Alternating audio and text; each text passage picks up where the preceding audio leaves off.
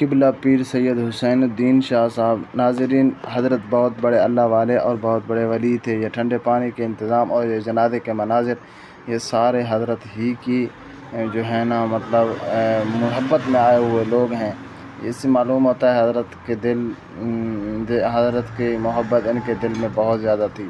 تو ناظرین یقین کریں کہ مطلب ایسے معلوم ہوتا ہے کہ آج اہل سنت والجماعت کے سارے علماء جیسے یتیم ہو گئے ہوں۔